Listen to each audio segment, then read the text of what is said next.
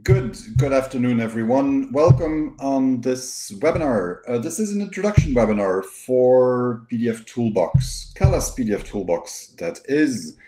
I'm going to do a few housekeeping notes. First of all, this is a new platform, so if there is something that doesn't work, please let us know. There is a chat function that you can use, and that Cindy is watching, so even though I'm presenting, let her know if there is a problem and she will let me know. Also, if you have questions during the webinar, again, there is a chat function.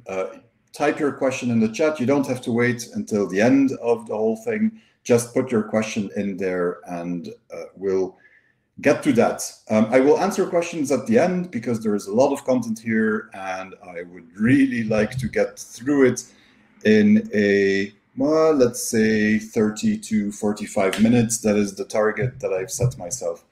We'll see how that works. I've seen a list of people who are registered for this and hopefully are all here by now. For some of you, a lot of this stuff is going to be nothing new. These are things that you should know. The goal is for this to be an introduction webinar. But hopefully I can still point you to some things that you didn't know already. If you're completely new to pdfToolbox, the goal is not to show you all the details. That is not possible. We do trainings for pdfToolbox, and that typically takes a few days.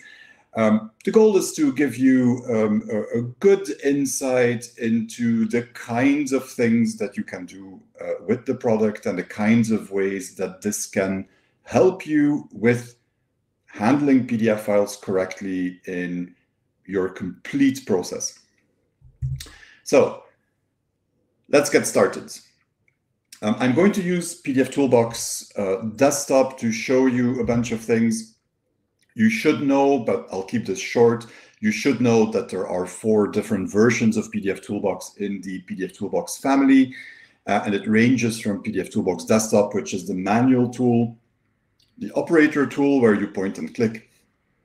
There's pdfToolbox server, which is a hot folder based solution. And then for developers who want to do an integration, you have pdfToolbox CLI, the command line version, or pdfToolbox SDK, which is a library version that you can use to integrate the product into larger applications. So all of these are available. The good thing about this is that the functionality across the whole product family is largely the same. So everything that you can do in pdfToolbox desktop, you will also be able to do in all of the automated versions of the software. And then there are some cute icons under the product family names, and those are to indicate that pdfToolbox is available just about anywhere. For pdfToolbox desktop, that means Mac and Windows. For all the other solutions, it means Mac, Windows, Linux, and even a few older legacy platforms like IBM AIX and Sun Solaris. So wherever you want to use this, you can. You should also know that the automated solutions are very, very easy to get going. They have no real dependencies. There's an installer or an archive that you download, and that's it. You don't need a database. You don't need anything else. And that's kind of important and can be important. So what are we going to talk about today? Well, I've selected in total 6 different topics that we're talking about. We're going to start talking about pre-flight because that's where the product came from. We're going to talk about color, everyone's favorite subject.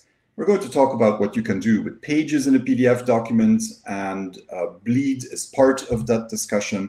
Then there is place content, there is imposition, and there is something called shapes.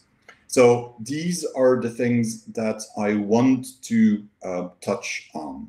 And this also points to a very fundamental property of the pdfToolbox technology, and that is that callas typically, when a problem comes up that people want to automate or want to solve, that callas has a tendency of implementing what they call engines. And an engine is something that is not always easy to configure, but always very powerful and very flexible. And so typically you end up with big parts of technology, big parts of features that you have in the product that belong kind of together and that let you do a wide range of tasks. And hopefully I can also show you for some of these topics that they're not always used for what you might think they would be used for. You can sometimes get really creative in how to apply a particular engine. So let's get started. Pre-flight. The pdfToolbox technology comes from a pre-flight or quality control background. That is where it all started. The first version of the product was called PDF Inspector, and that is because it was mainly a pre-flight engine. So when you look at the product today, it can do anything that you kind of would expect a pre-flight engine to do. It is often said that pre-flight today is a commodity. Everyone wants to do it or needs to do it, and a lot of products implement it. Well, in pdfToolbox, you have a very complete engine that can do checking of PDF files and correction of PDF files. And it's up to you whether you want to just check something or you also want to fix. The example you see on screen shows you all the ISO standards that are implemented.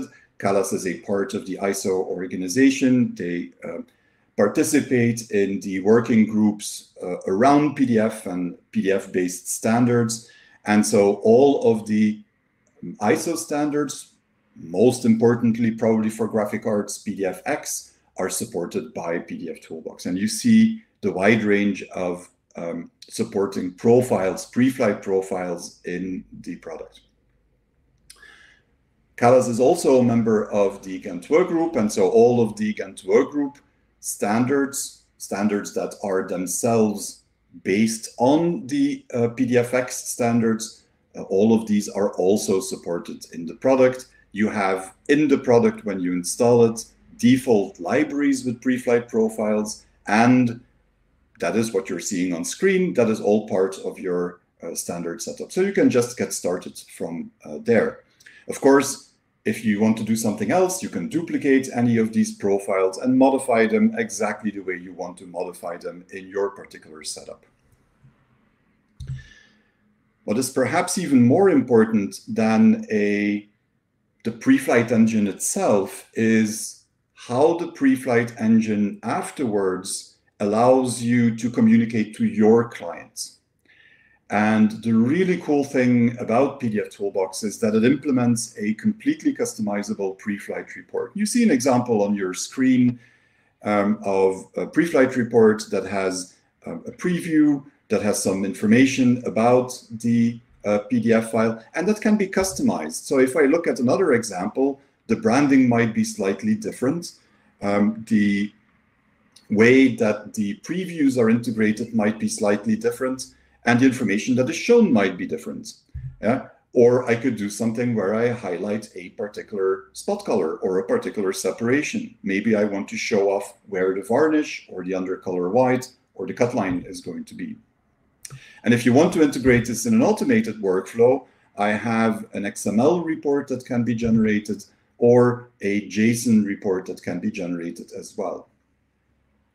And you can generate as many of these as you want. So if I do a pre-flight run in an automated workflow, for example, then I could choose to generate a report that is going to my client, a report that is used by my internal pre-press people, and a report like the JSON report that is used by an automation solution like in Focus Switch to automatically interpret what the results of the pre-flight step were.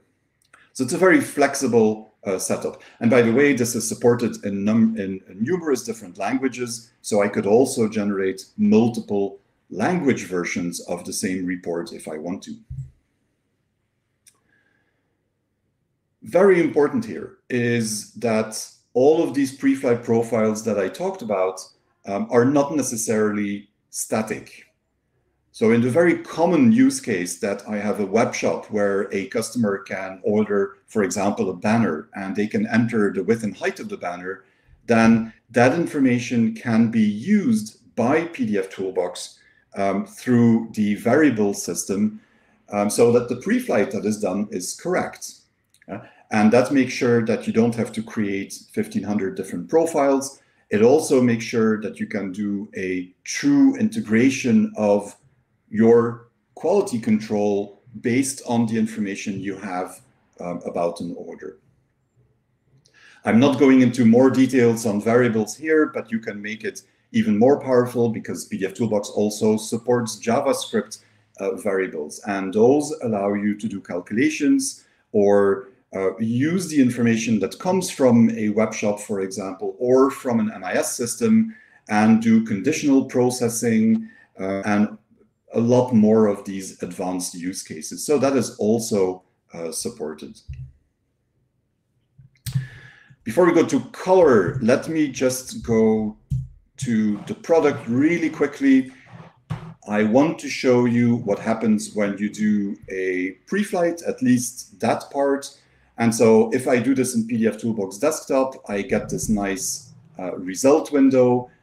In the result window, I get a list of all of the errors. If I have errors with images, for example, I would be able to identify what images these are and on which pages they appear and so on. But what I really wanted to show is a little bit more of detail on the pre-flight report itself. So this is, well, part of this you saw in the presentation. This is a pre-flight report, general use pre-flight report, kind of generic, that was created to show all of the warnings and errors that came out of a pre-flight step. And then there is some information about the file itself and some information about the colors in there. But you can see that I can even integrate things like an ink coverage preview. And so I could, if I want that, in my pre-flight report, highlight that some areas of the page are over the ink limit that I have set. Or I could integrate things like separation images. And this is a CMYK file. Well, here I have all of these separations in this file. And obviously, this would also work if I had spot colors. I would get more previews for each of these spot colors as well. What is important to remember from this is that this is completely flexible and customizable. So if I want other branding, then I can do that. If I want to translate this into a language that pdfToolbox doesn't support, then I can do that. If I want to change the text that is shown here or the level of technical detail or any of these things, then I can do all of that as well. Okay. So that said, let me go back to my presentation. Color. Let's talk about color.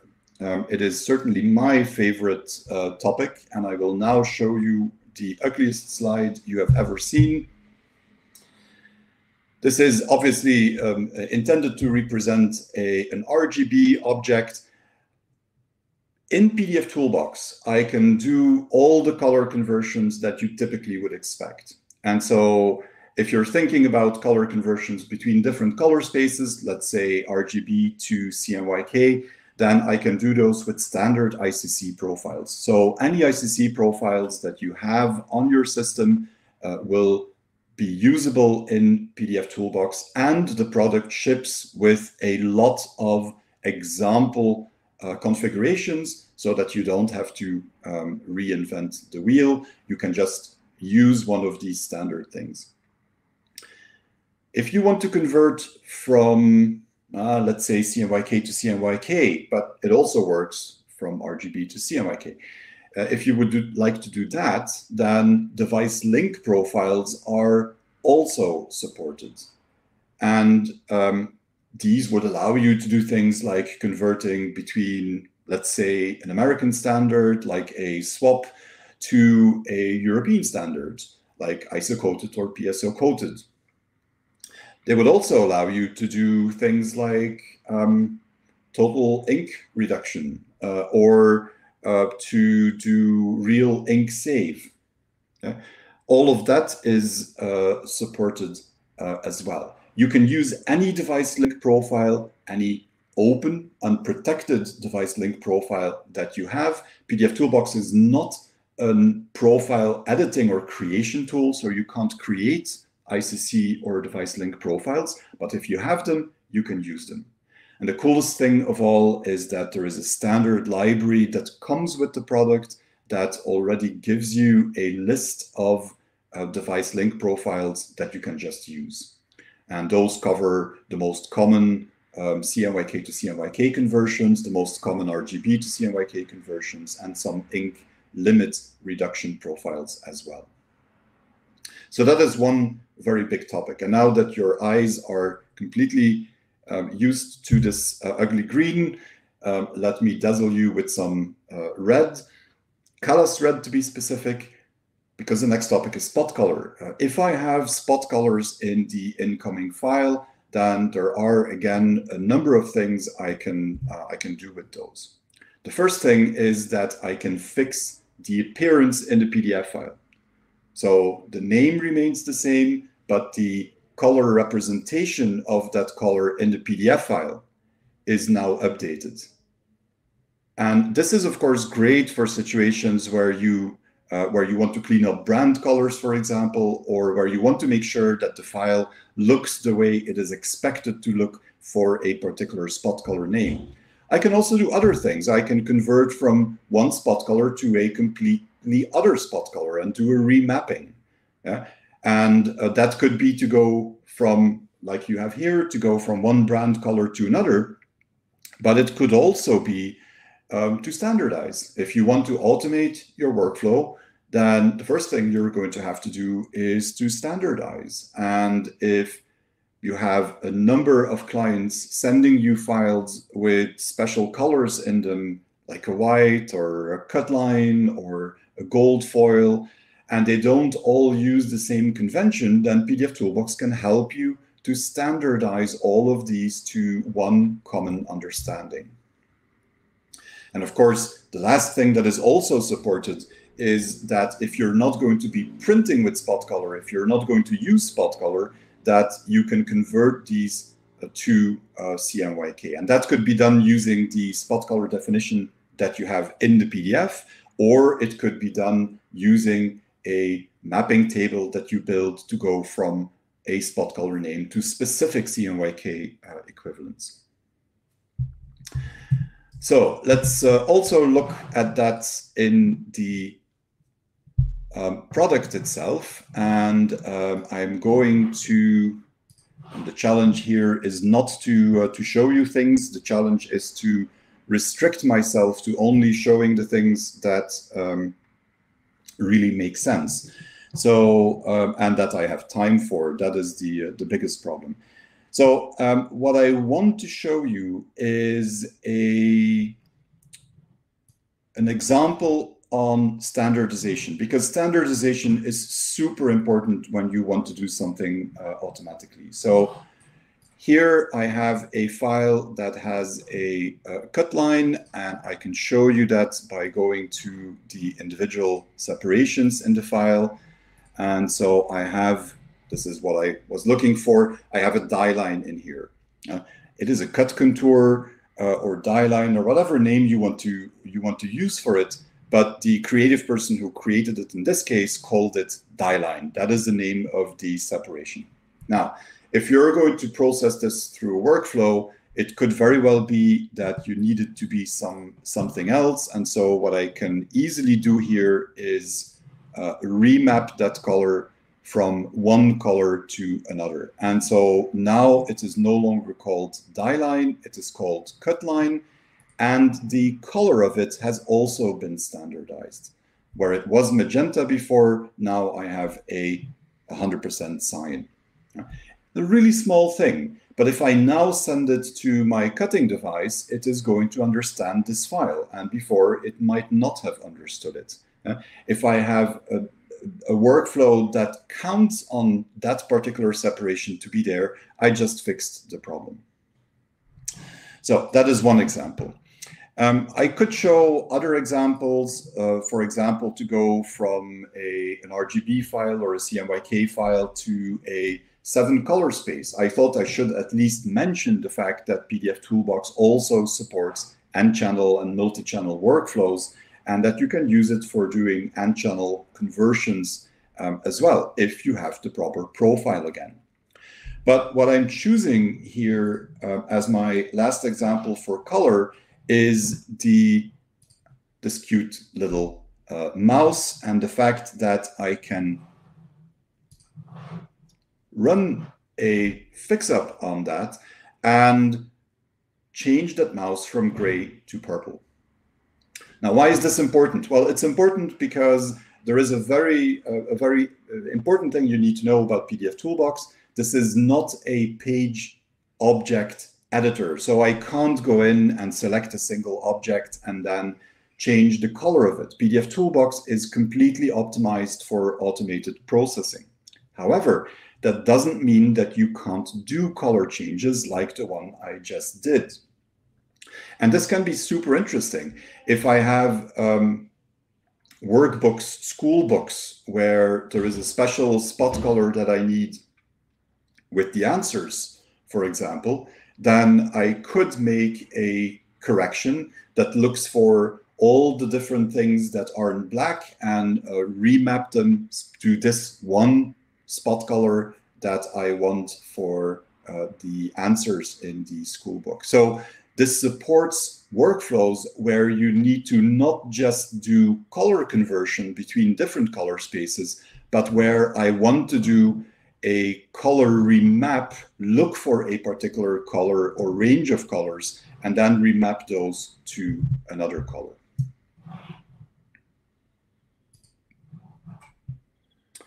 Pages and bleed. This is a big topic, but I will try again very hard to restrict myself to show you a little bit of what is possible with pdfToolbox. And the first thing that I need to mention, although you would say, oh, this is obvious, is that you can do things like rotation and scaling. And you see a couple of examples here. Of course, I could also do a 90-degree rotation. pdfToolbox is intelligent enough that I can ask it, for example, to only rotate any landscape pages it finds in a document to portrait, but I can go from A4 to A5, I can go to a specific size, and I can scale if I want to non-proportional as well. So if I'm okay with the aspect ratio changing, then I can do that as well. The second thing, and also really useful, of course, is that I can play with the page boxes in the PDF. So there's 5 page boxes, media, trim, bleed, art, and crop. And you can redefine those completely depending on your needs. The example you have here is a file that comes in as A4, but has nothing set up in terms of the normal print boxes. Well, I can use pdfToolbox to make sure that it has a proper trim box, that it has a proper bleed box that is maybe 3 millimeter larger than the trim box on all sides, and that I have some gutter around the bleed box where perhaps I can put things like trim marks or registration marks or other marks I want to add. That is also, of course, a possibility with pdfToolbox. So this is only one example. The cool thing is that pdfToolbox is also smart enough to let you do conditional processing of files. So if I wanted to look at the incoming file and see whether it's A4 or maybe it is already A4 plus some bleed, but not properly set up with a proper trim box and so on, I can do conditional processing, if-then processing, to say, if the file comes in like this, I want you to fix the boxes one way. If it comes in with bleed already in it, then I potentially want you to fix the file a different way. I can also have scenarios like that. And of course, it's not because I add a bleed box here that my document magically has bleed in it. And yes, pdfToolbox also allows you to create bleed in a number of different ways. And I will show you some of the interesting ways that that can be done in the little demo in a second. Last point, I can not only change the definition of a particular page, I can also play with the pages that I have in a document. So if I have a document that consists of a number of pages, and I know that the first and last are a cover page, front and back of the cover, for example, then I can very easily split that into two PDF files where I would have the first, or where I would have the cover pages in the first PDF and all of the inside pages in the second PDF. I could also reverse the order of the pages. I could delete only certain pages from it. I could look for a certain word on each page and then split the document every time I find that word. If you have transactional files, for example, that represent invoices, and I want to split a massive PDF file with 10,000 pages into individual PDF files per invoice, there is something in pdfToolbox that makes that really, really flexible and easy to use. So a lot of functionality around what you can do with pages as well.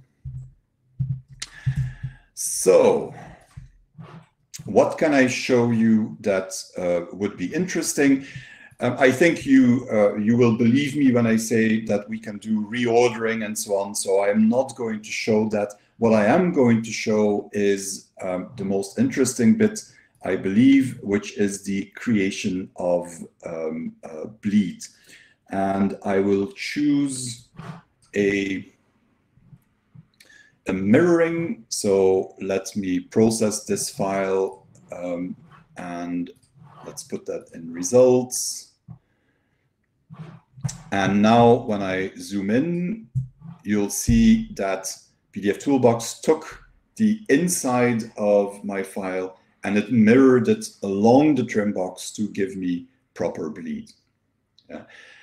I can do mirror like this. I can do an extension of the last pixel, which would give a slightly different result. But I can also, and I like showing this because it is sometimes very surprising to see that not many people know that this is in the product and the results are really good. So let me do that. And now I'm going to zoom in again. What I did is a bleed creation method that is called local stretching. And so the inside of my file has not really been changed, but at the edges of the file, there was a little bit of stretching that happened to make sure that bleed is created. The advantage of this is that this looks much more natural on many files than the pixel repetition or the mirroring would have, especially when you have background patterns like the one we have in this file or we also had in the previous example. So bottom line, there are a number of ways that you can take a document and can create bleed around the trim box. But not every document is rectangular. And so the question could be, oh, that is good, but can I also create bleed around a cut contour? And here I have an example of a label that has a proper cut contour setup, but it doesn't have bleed. And then I would not ask this question if it was not possible, obviously. I can do that. It will always be pixel repetition, but I can create bleed in situations like that as well. Okay.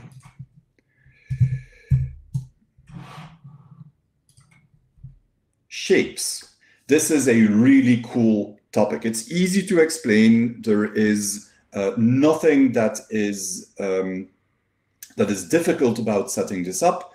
It might require a little bit of experimentation sometimes, but pdfToolbox allows you to work with what it calls shapes. That is the internal name for the technology. It's also how you will find it in the product. And if you want to use it, you have to do two things. You have to start by defining a shape. And it's maybe hard to see in this screen now, but I just created a shape around this slide. So if I have a trim box in my document, I could create a shape around the trim box. Or maybe I want to shrink that a little bit so that it is 3 millimeter or 5 millimeter inside of my trim box. I can grow it as well, but then you wouldn't see it at all on this slide. Yeah? But so I can create a shape from a trim box and then grow or shrink it. I could also say, yeah, I'm interested in a trim box, but let's make it a little bit smaller and give it rounded corners. Very often used in label workflows or sticker workflows, for example.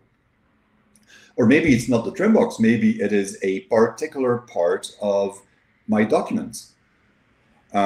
This could be an envelope with a transparent window, and maybe I want to highlight that transparent window in some way. So I can do that as well. Or, and there are more options than the ones I show, or my document already has content. And there is this very nice cloud in here, and I could ask pdfToolbox to create a shape based on the objects I already have in my document. And it doesn't matter how complex these objects are, pdfToolbox will do tracing of all the objects in the file, and you will end up with a shape defined by the content of the file. The second question that you have to ask yourself is what I am going to do with that shape. So if I create a shape that has rounded corners, it can be just on top of my document as a stroked object. Yeah? And this, of course, is ideal if I'm thinking about creation of a cut line or a die line, then I can do this. Or maybe it's fold lines or something like that. So that is one possibility. And this stroked object can be in front or it can be behind everything else. Same thing, but with a filled object or a filled and stroked, which this one actually is. And this is ideal if you want to do things like creating a foil separation or creating a separation for a varnish that you're going to use, or maybe it's an undercolor white.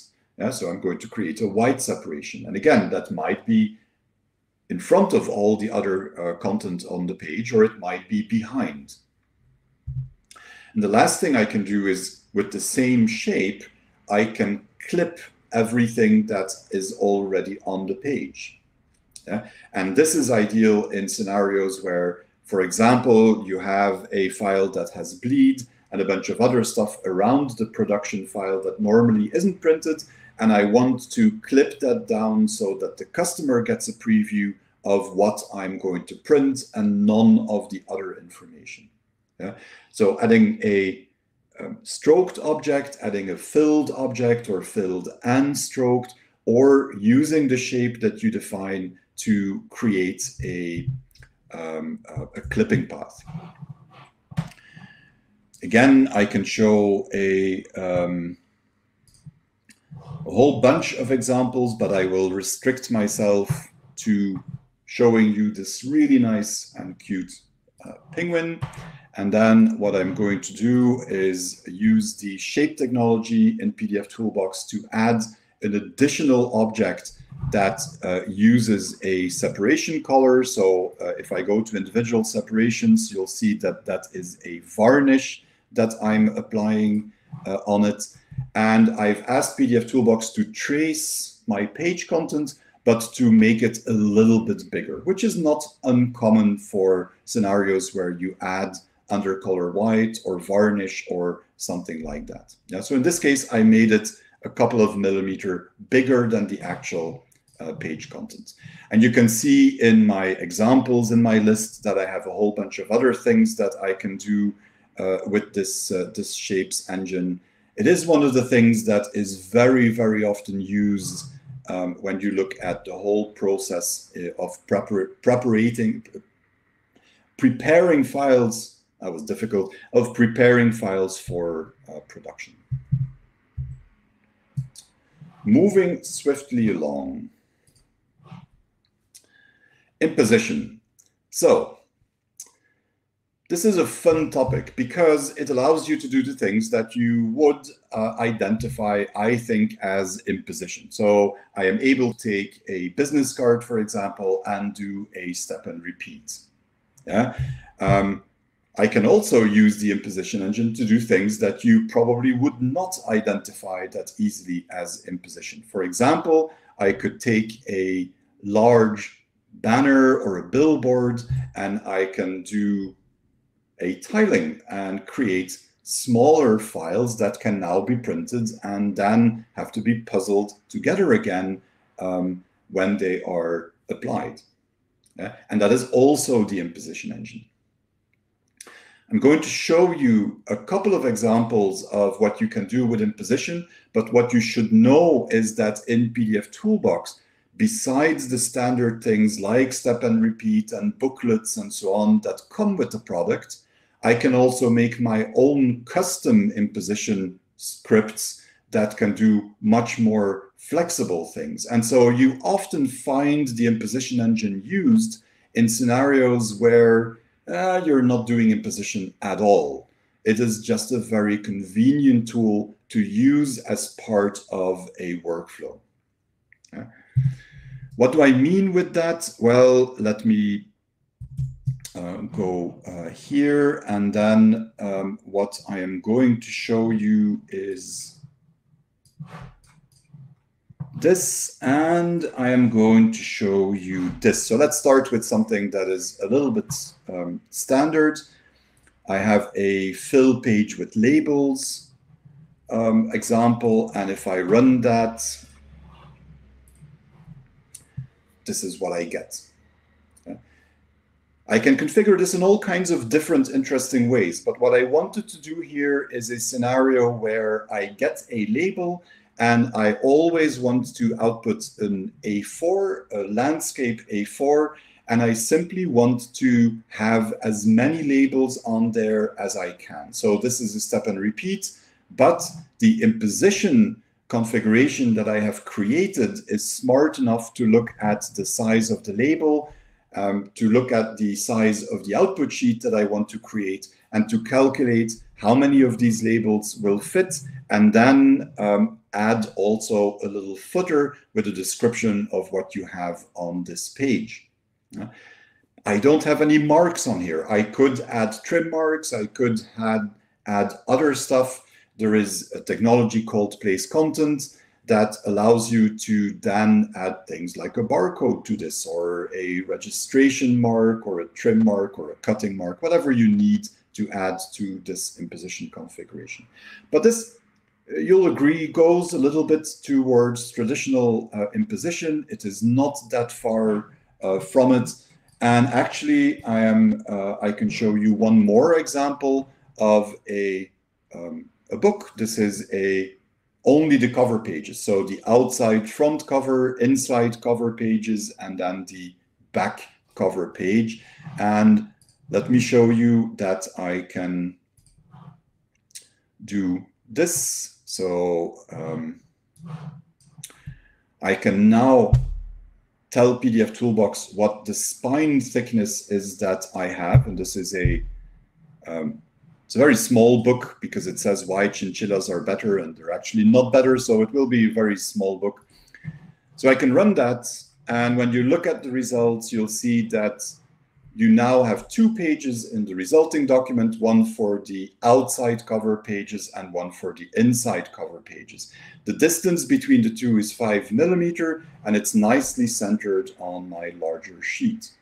This 5 millimeter, this dialog box that we got here, is one of those variables. You can see them listed here in my result window as well. So that is a variable that that is available in the Preflight engine in pdfToolbox, and that would allow me in an integration, for example, to say, I'm going to look at the order information. I'm going to take what the thickness of the book is, perhaps based on the number of pages in the book, and then I'm going to do an imposition specifically for each book with the thickness that was passed from the MIS system or calculated by pdfToolbox. So just to show you that that is possible as well. And I'll show you one kind of special example as a last example, and that is this is a table throw. It's a textile that goes over a table that typically has branding on it that could be used for trade shows and stuff like that. I guess you could make one for your living room as well if you wanted to. But I can use the imposition engine to convert this into something that would be printable in a slightly more efficient way. So there. Now I have the parts that need to be printed, and then they can be cut and then sewn together with blank material that doesn't need to be printed as well. So this is an example also of the imposition engine. This is really the imposition engine with a custom imposition configuration that does this. But you'll agree with me that this is not what you think of in a traditional imposition scenario. Very flexible engine, this surprisingly powerful.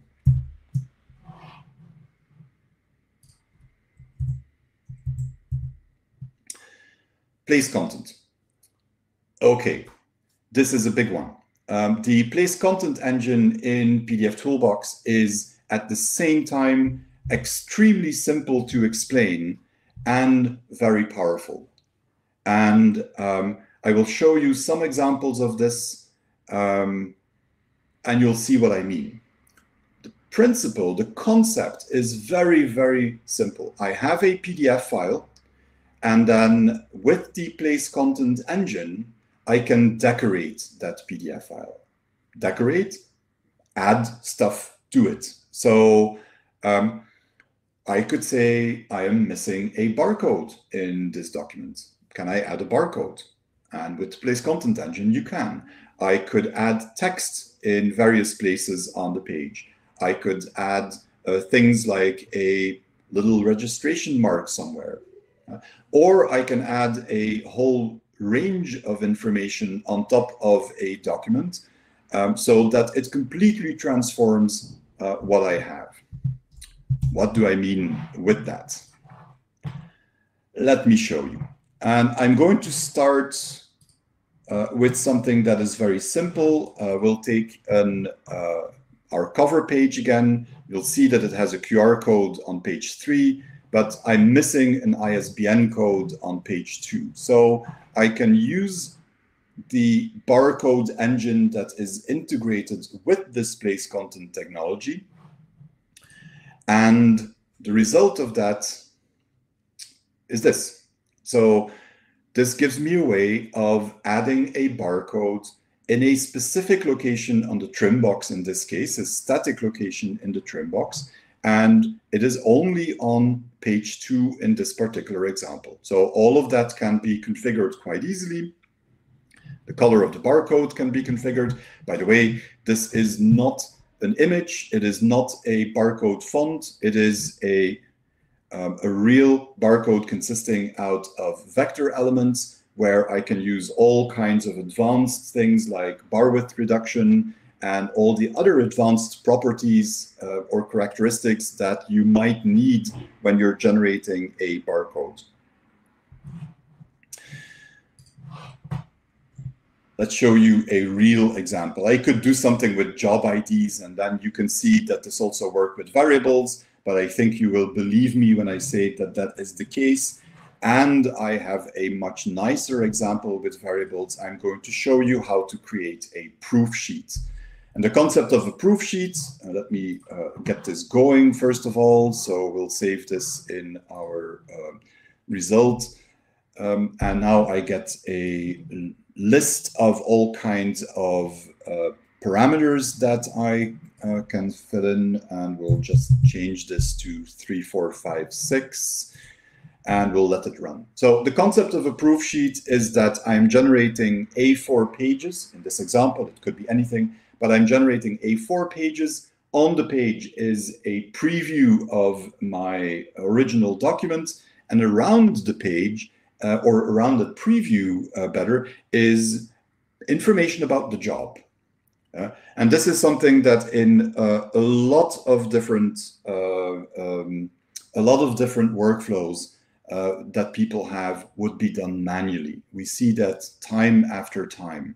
And it takes a lot of time. It's time consuming and it's error prone. If you have to create these things for 4 hours straight, then you're going to make mistakes. That's just the way it is. This you could use in an automated workflow where the information comes from an MIS system or a web-to-print system, and where I automatically create this sheet that can then be emailed to the customer. And there are various things that are much more complex than simply adding some text on here. I have a scale factor that is calculated automatically. So my preview is scaled to 87% in this case. I have a list of the spot colors that I have in this file on the left-hand side that is fully dynamic because my place content template that I created analyzes the document and figures out which spot colors are used. And this rewind information, this is a label example, of course, this rewind information that I had as a variable makes sure that the correct image is selected and is shown on my proof sheet so that the customer understands that this is an outside wound label and that it is top leading, so right way up. Yeah? And if I would have something else, then rewind 1, if it would be rewind 2 or 3 or 4, in this particular template, that would change this little image so that it's very easy for the customer to understand what he is looking at. So that's the concept of a proof sheet. It can be completely flexible. And the last thing that I want to show you for place content is, in fact, the same file, I believe. Yes. And I'm just going to show you a second proof sheet example. And so you see that the list of variables is very different in this example. And I want to do this simply to show you that it is extremely flexible. This can look exactly the way you want it to look, the way that you think your clients are going to understand what is going on. Yeah. So this one has a different background. It still shows the spot colors. That's a pretty common thing to do as well. But you can see that even those have been customized. I don't have the CMYK moniker in here as I had on the other template. That is now, there is an indication on the left-hand side that this will be printed as CMYK. So the other place where you see how you can make a difference is that instead of having an image that shows the orientation of the label on the roll, there are all of the different possibilities here, and the one that is used for this file is indicated with a little cyan circle. So this thing looks completely different, but the concept is, of course, exactly the same. And if you're interested, this is a combination of, and you can see that in the result window, and it is also very, very common. This is a combination of the imposition engine in pdfToolbox that is being used and the place content engine. And those two, when you talk about proof sheets, but also other more classic imposition type scenarios, those two engines you will very often find combined. You create a standard book imposition, and yes, pdfToolbox supports also the more advanced stuff like creep or shingling. So you'll do a more classic book imposition, and then you'll use the place content engine to add some special marks, to add color bars, to add a barcode on some of the pages, and so on and so on. A very common scenario. Okay, so this is what I wanted to share. If you have questions, now would be a really good time to ask them. I know there already are some questions, and when I'm looking down, I am looking at the actual questions. So let me go over them and see if I can answer that. And If yours is not yet in there, feel free, use the chat area and enter your question there. If there is something that is really specific to your workflow, you can also ask it. You can even ask me to skip it now, but then we'll give you an answer afterwards. So, is there a suggested learning path for using this tool? Yuchi, this is a really good question. Really, really good question. Thank you. There are a number of places where you can learn about pdfToolbox. The first thing is, if you go to the Callas website, you can go to, there is a support menu, and you'll find a link to a training manual. And that is actually a PDF file that has been created by Sarah at Callas, and that teaches you about the essential building blocks of profiles and so on. So checks, fixes, pre-flight profiles, and process plans. And it contains exercises with the answers to the exercises in there as well. So you can see whether you understood what has been explained and so on. So that is really useful. You can also go to help.callassoftware.com, and that has the online documentation for the product. So I would very much advise you to have a look there. There is a serious manual for pdfToolbox with a lot of different topics that you can look at there.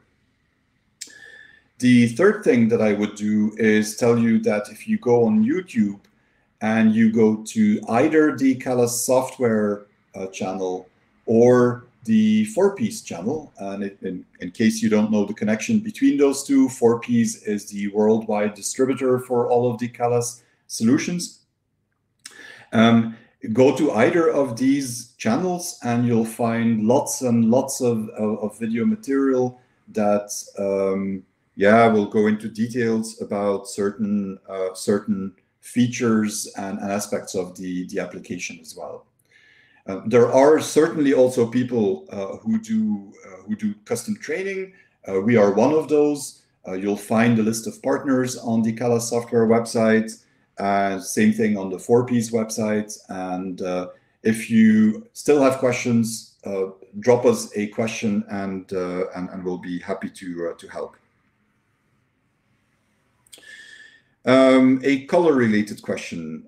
My typical answer is that I don't do color, but in this case, I will make an exception. I have to. I talked about it. I'd like to know if pdfToolbox can remap a CMYK color to the closest Pantone color. There are some ways of doing that. There is, and I don't think I have the examples in here, but you have some ways to do it. And it depends on what you well, actually, you have one big way of doing it, and then the question is, what exactly is your use case to see whether that would also be acceptable. There is something called, and I'm trying to find it here, something that is called Spotify. Spotify is not what you think. It has nothing to do with music. Spotify is an engine in pdfToolbox where you can say, my document has this many spot colors, and then either it will convert everything to this amount of spot colors, or it will use a library and find the closest matches to the colors in the document from this library, and then convert all the content to that library. It is not appropriate for everything. But if you are in, for example, a screen printing workflow, or there are probably some cases where you want to do things with textiles, so not printing, but similar things, that could be useful. So have a look at that.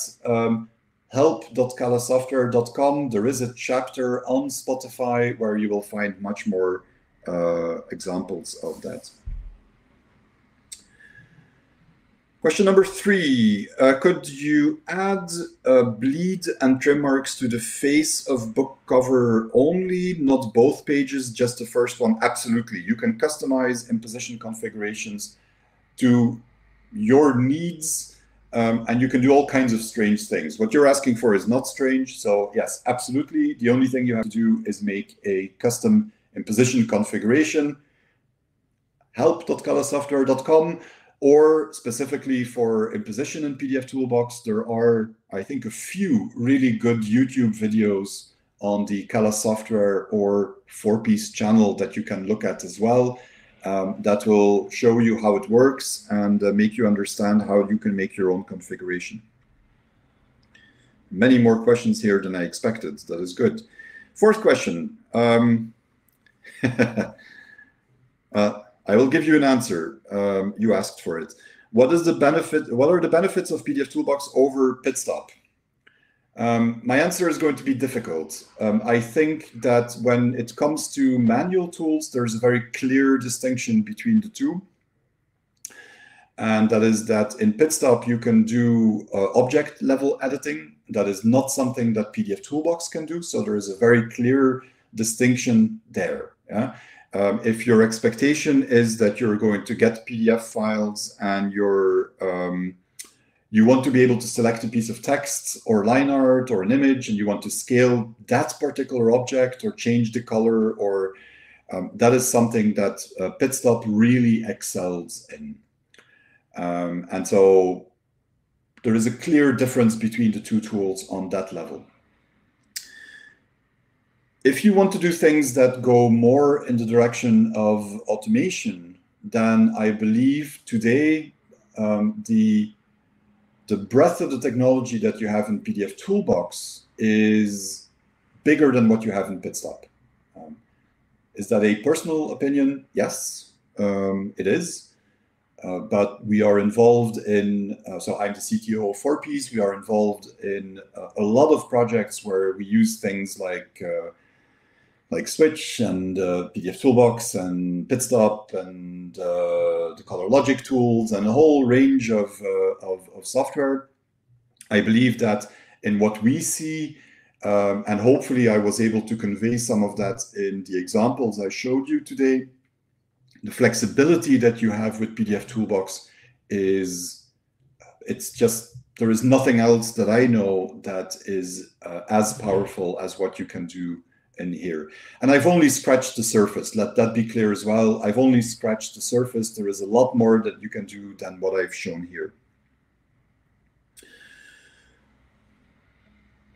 Number 5, imposition. Impositioning cover with spine.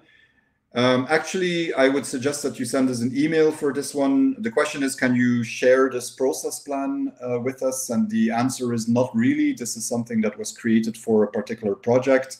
So I can point you in the right direction, but I can't just share this particular process plan. I can show it, but there is a difference between showing it and putting it on the internet. But send us an email, ask the question, and we'll be happy to talk and see how we can help. How can I create an ellipse shape contour based on the trim box? That is also a very good question. There's a couple of tricks. You know, you can make and I showed an example of, well, I think I have one. So I have an example here of shapes to add a circular cut contour. And that uses a little bit of scripting to figure out what the horizontal and the vertical diameter is of what I want to add. Now, if your file is square, then you're going to end up with a circle. If your file is rectangular, then you're going to end up with an ellipse. So this place circle or ellipse fix-up is the easiest way to add an ellipse. And this one looks at, it does it with a little bit of scripting. If you know what the width and height of the document is, it's even simpler, and you just have to put in the width and height of the document. And so this one does it based on the trim box. And then you have configuration to say how it should look, whether it should be spot color, what is the name of the spot color, whether it should be, and it should be actually, it should be an overprint, whether it needs to be on a layer, and so on. So pretty straightforward. Look for place circle or place ellipse. You can also do it with the shapes engine, but in this particular case, it's going to be easier if you use the place circle thing.